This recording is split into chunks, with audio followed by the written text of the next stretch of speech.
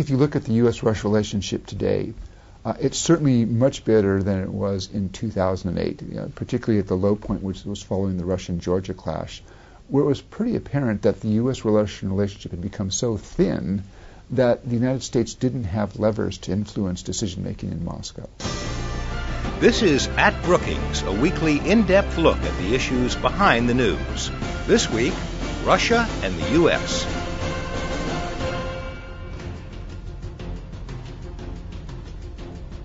Nearly 20 years after the end of the Cold War, the U.S. and Russia are trying to build a new era of understanding and cooperation. A new strategic arms agreement which calls for both countries to downsize their nuclear arsenals is a significant achievement.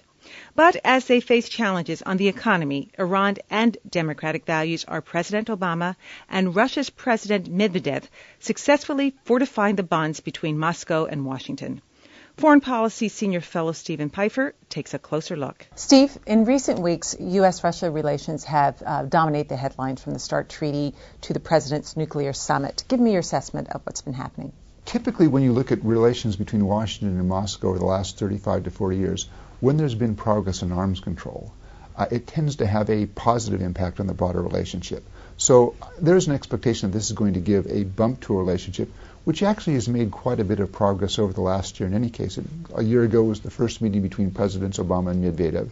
And since then, you've added some positives to a relationship that in 2008 was at a very difficult point, probably the lowest point in U.S.-Russian relations since the Soviet Union collapsed in 1991. But today you've got strategic nuclear arms control as a positive.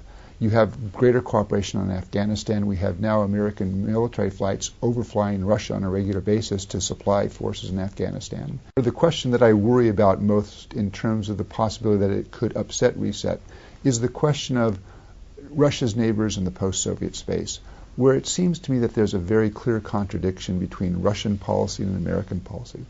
Russia talks about a sphere of privileged interests, but it's clear that Moscow would like to have is the ability to veto strategic choices by its neighbors, should Moscow consider that those choices are inimical to Russian interests. And you've seen, for example, very clear Russian positions that they don't want to see NATO enlarge into the post-Soviet space, and they don't want to see the European Union enlarge into the post-Soviet space. The American position, on the other hand, is when you look at countries such as Ukraine or Georgia, the American position is these are sovereign nations. They should have the right to decide their own course, including alliances with which they might want to associate. Russia is no longer the Red Menace, but there are still tensions between the two countries. Is that right? There are some difficult issues still on the agenda. One of the points that President Medvedev made was that he's disappointed with the level of economic and trade interaction between the United States and Russia. It's $25 billion a year, but when you look at the size of the two economies, that really is way below what it should be. And there's actually, there is a loss in political terms, is that when you have a strong economic relationship, such as that between the United States and China, it creates some economic ballast that may cushion the relationship against some political shocks. Steve, what's Russia's position on sanctioning Iran? The Russians probably won't go as far as the United States would like in sanctions. And there's a couple of reasons for that. First of all, the United States relationship with Iran has really been frozen since the seizure of the American embassy back in 1979. Russia's had a more normal relationship with Iran. It has interest in it with Iran, and it is mindful of those interests. It doesn't want to endanger those and realizes that those interests are at risk if it applies sanctions.